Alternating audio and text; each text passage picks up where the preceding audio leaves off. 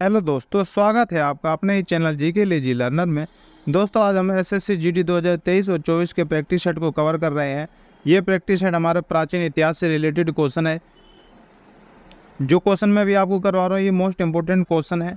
ठीक है दोस्तों, ये प्रीवियस ईयर में पूछे गए क्वेश्चन है। आज हम इस वीडियो में 30 एमसीक्यू क्वेश्चन को, प्राचीन इतिहास के 30 एमसीक्यू क्वेश्चन को कवर करेंगे। चलिए स्टार्ट करते हैं हमारे फर्स्ट क्वेश्चन से। उससे पहले अगर आपने हमारे चैनल को सब्सक्राइब नहीं किया है तो सब्सक्राइब कर लीजिए, ताकि आने वाली वीडियो की नोटिफिकेशन आपको टाइम पर मिलती रहे। फर्स्ट क्वेश्चन है, आरंभिक वैदिक काल में वर्ण व्यवस्था आधारित थी।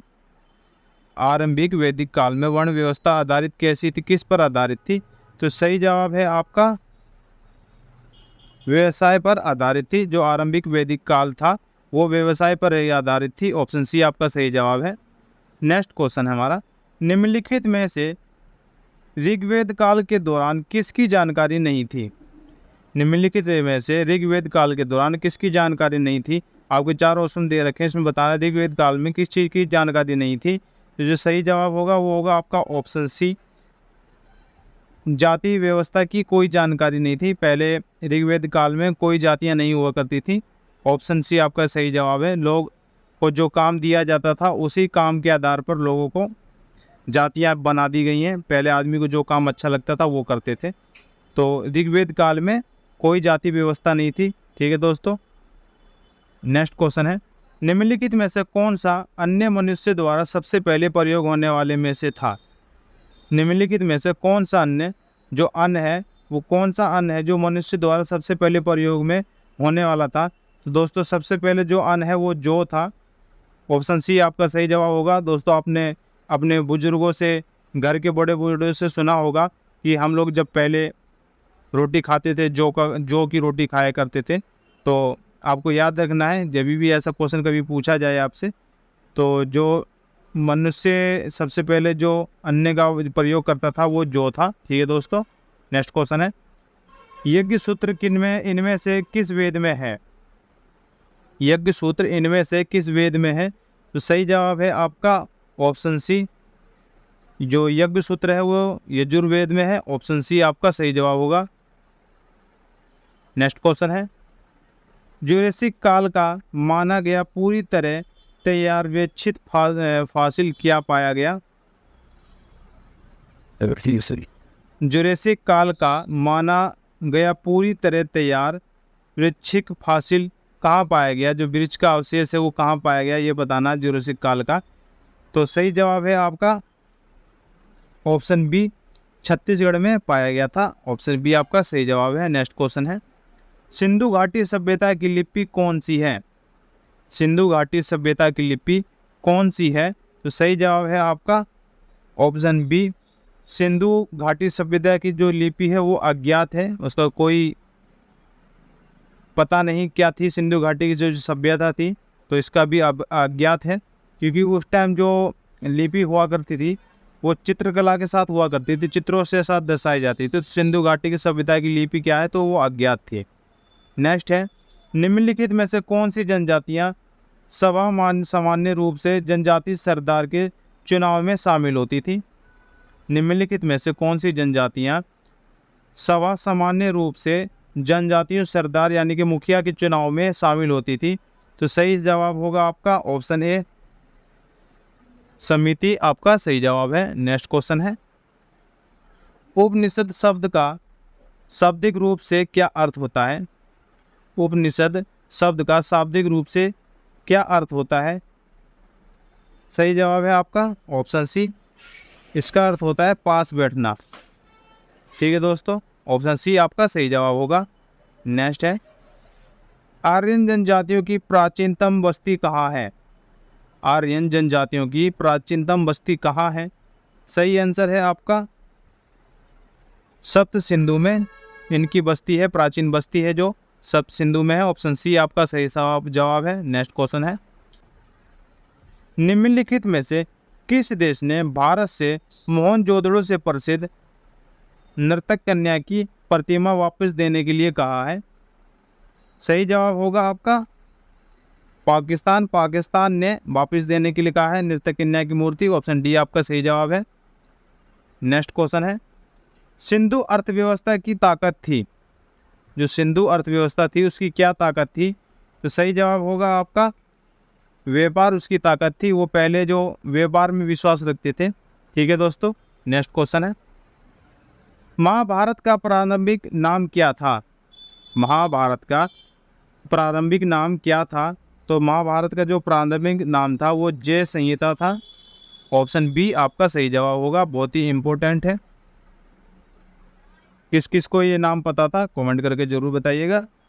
महाभारत का जो प्रारंभिक नाम था वो क्या था? तो जय संहिता उसका नाम था। नेक्स्ट क्वेश्चन है, जिस पंडित ने दक्षिण भारत का आयकरण किया वे थे? आपको बताना है जिस पंडित ने दक्षिण भारत का आयकरण किया था वो कौन थे? तो सही जवाब होगा आपका अगस्त्य। दक्षिण भारत का जो आयकरण किया था वो अगस्त्य थे। ऑप्शन सी आपका सही जवाब है। नेक्स्ट क्वेश्चन है, विषम शब्द ज्ञात कीजिए। आपको ये 4 ऑप्शन दे रखे हैं, इसमें से बताना है विषम शब्द। तो इस विषम शब्द में आपको एक वर्ड ढूंढना है, कौन सा वर्ड जो है गलत है। तो इसमें जो ये ऑप्शन सी है ये गलत है, क्योंकि आप देख सकते हो सामवेद, यजुर्वेद, ऋग्वेद ये आपके वेदों के नाम हैं। 4 वेद होते हैं, इसमें आपका एक वेद नाम नहीं दे रखा है। ठीक है दोस्तों, तो आपको कमेंट करके बताना है जो इसमें जो वेद नहीं है उस वेद का क्या नाम है, यहाँ पे क्या आना चाहिए। 4 वेद होते हैं, 4 वेदों के नाम है आपको पता है। 3 वेद के नाम आपके सामने है, एक वेद और है, कमेंट करके बताइए यहाँ क्या आएगा। नेक्स्ट क्वेश्चन है, सिंधु घाटी की सभ्यता के लोग किसकी पूजा करते थे? सिंधु घाटी की सभ्यता के लोग किसकी पूजा करते थे? जो सिंधु घाटी के लोग थे किसकी पूजा करते थे? तो सही जवाब है आपका पशुपति। पशुपति की पूजा करते थे। पशुपति की एक तरह से क्या है, शिव जी का रूप था। ठीक है दोस्तों, सिंधु घाटी की सभ्यता के लोग पशुपति की पूजा करते थे। नेक्स्ट क्वेश्चन है, उपनिषद क्या है? उपनिषद क्या है? सही जवाब होगा आपका ऑप्शन सी, हिंदू धर्म का स्रोत है उपनिषद। ऑप्शन सी आपका सही जवाब है। नेक्स्ट क्वेश्चन है, कौन सा वेद धार्मिक अनुष्ठानों से संबंधित रखता है? कौन सा वेद धार्मिक अनुष्ठानों से संबंधित रखता है? सही जवाब होगा आपका यजुर्वेद। जो धार्मिक अनुष्ठानों से संबंध रखता है वो यजुर्वेद है। ठीक है दोस्तों, ऑप्शन बी आपका सही जवाब होगा। नेक्स्ट क्वेश्चन है, सिंधु घाटी सभ्यता में धौलावीर निम्नलिखित में से किसके लिए प्रसिद्ध है?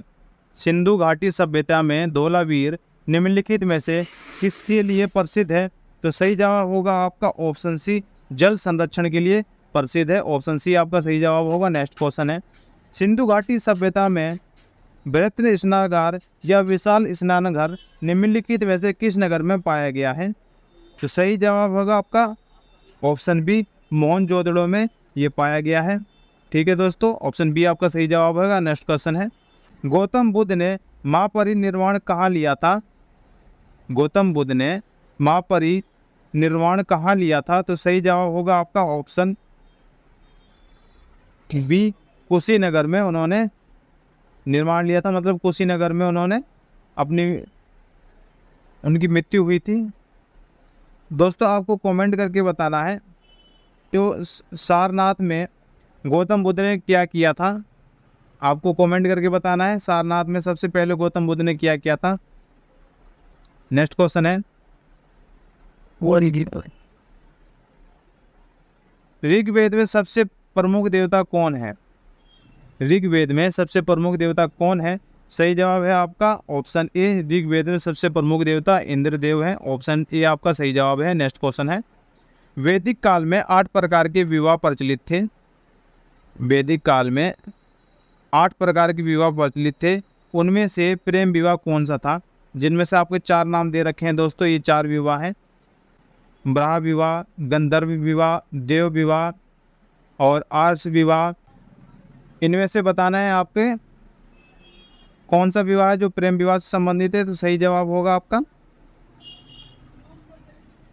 गंधर्व विवाह, प्रेम विवाह से संबंध है। गंधर्व विवाह है जो प्रेम विवाह संदर्भ है। आपका ऑप्शन बी आपका सही जवाब। नेक्स्ट क्वेश्चन है, मोहनजोदड़ो और हड़प्पा के अवशेष संकेत देते हैं कि ये शानदार और योजनागत अच्छी तरीके से बनाई गई थी। मोहनजोदड़ो और हड़प्पा के अवशेष संकेत देते हैं कि ये शानदार और योगनागत अच्छी तरीके से बनाई गई थी। सही जवाब होगा इसका आपका ऑप्शन सी, व्यापारिक नगरें बहुत अच्छी तरीके से बनाई गई थी।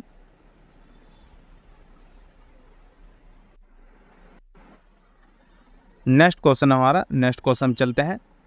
निम्नलिखित में से कौन सा वेद वेदत्रयी का भाग नहीं है?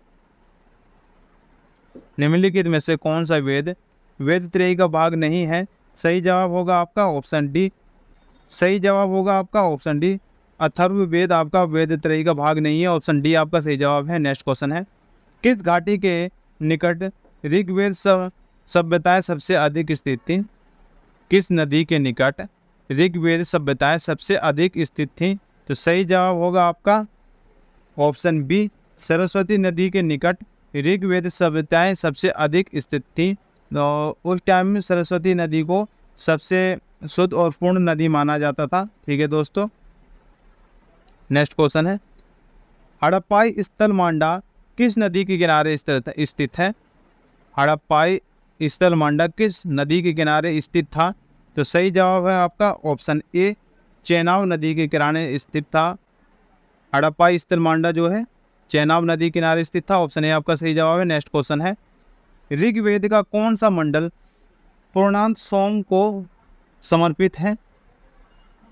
ऋग्वेद का कौन सा मंडल पूर्णांत सोम को समर्पित है? तो सही जवाब है आपका ऑप्शन सी, नौवां मंडल जो है वो पूर्णांत सोम को समर्पित है। ऑप्शन सी आपका सही जवाब है। नेक्स्ट क्वेश्चन है, निम्नलिखित में से किस हड़प्पा केंद्र के बारे में माना जाता है कि मेसोपोटामिया के साथ सीधा समुद्र व्यापार था? निम्नलिखित में से किस हड़प्पा केंद्र के बारे में माना जाता है कि मेसोपोटामिया के साथ सीधा समुद्र व्यापार था? तो सही जवाब होगा आपका ऑप्शन बी, लोथल जो हड़प्पा केंद्र है इस बारे में माना जाता है कि जो मेसोपोटामिया के साथ सीधा समुद्री व्यापार था। ठीक है दोस्तों, नेक्स्ट क्वेश्चन है, भारत का कौन सा क्षेत्र शैव अवंतिका के नाम से जाना जाता है? भारत का कौन सा क्षेत्र समय अवंतिका के नाम से जाना जाता है?